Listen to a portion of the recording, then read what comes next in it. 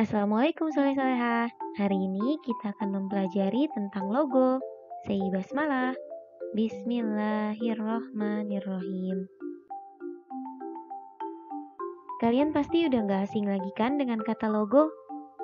Logo adalah sebuah tanda yang secara langsung tidak menjual, tetapi memberi suatu identitas yang pada akhirnya sebagai alat pemasaran yang signifikan. Tahukah kalian bahwa logo merupakan bagian dari reklame?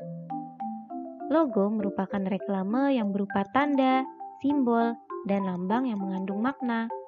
Logo mewakili suatu arti dari perusahaan, daerah, organisasi, produk, negara, lembaga, dan hal lainnya yang membutuhkan sesuatu yang singkat dan mudah diingat sebagai pengganti dari nama sebenarnya.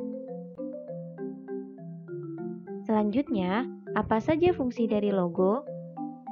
Yang pertama, logo sebagai identitas.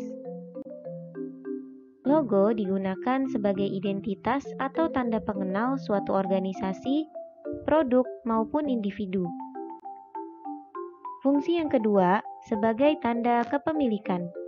Tiap logo memiliki bentuk dan desain yang berbeda-beda, sehingga dapat dijadikan sebagai tanda kepemilikan atau kepunyaan. Yang ketiga, sebagai tanda bagusnya kualitas. Kualitas suatu organisasi atau barang dapat tercerminkan dari logonya. Yang keempat, logo dapat mencegah peniruan atau pembajakan yang biasanya terjadi pada sebuah produk. Yang kelima, logo dapat memberikan nilai positif pada perusahaan ataupun barang. Yang keenam, logo merupakan properti legal sebuah produk, organisasi, ataupun perusahaan. Yang terakhir, logo dapat mengomunikasikan informasi. Contohnya, dari sebuah logo, kita dapat melihat keaslian, nilai, serta kualitas dari suatu barang.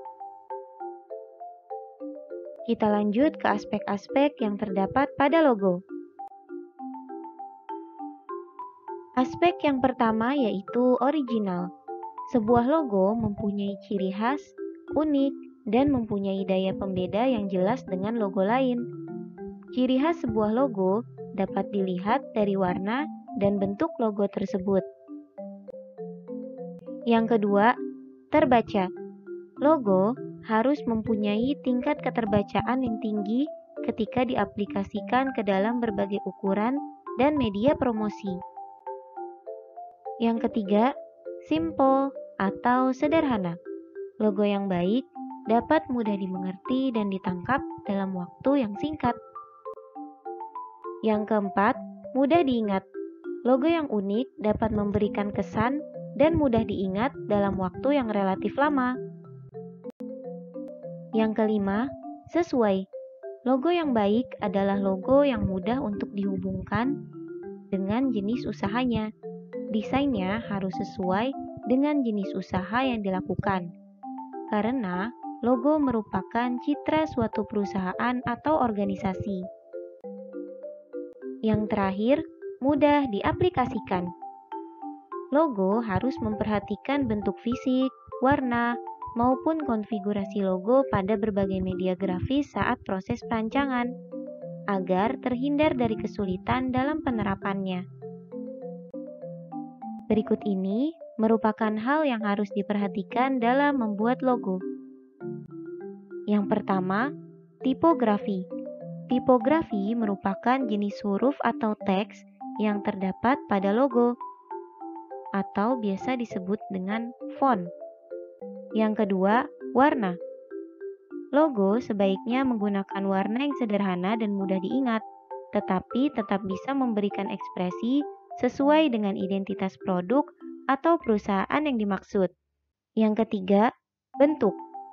Bentuk yang unik dan sesuai identitas adalah hal yang wajib dalam membuat sebuah logo. Selanjutnya adalah keseimbangan. Maksudnya, mencari atau menemukan seberapa baik logo yang dibuat. Kalian dapat mencoba memutar atau membolak-balik logo tersebut untuk mendapatkan kemungkinan lain yang dapat membuat logo lebih berkembang.